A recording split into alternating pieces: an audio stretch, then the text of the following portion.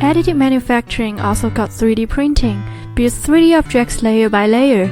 Due to its high manufacturing efficiency and the ability of product customization, its applications range from nanoscale to macroscale, including bioengineering, automotives, aviation, and aerospace, as well as customized products.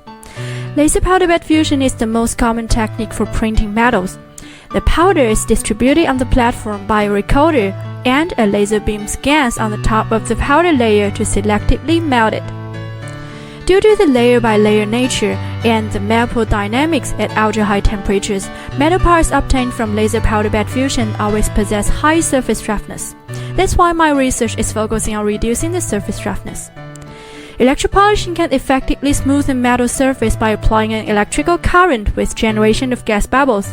The application of abrasive cutting as well as the cavitation bubble collapse can make the process more effective.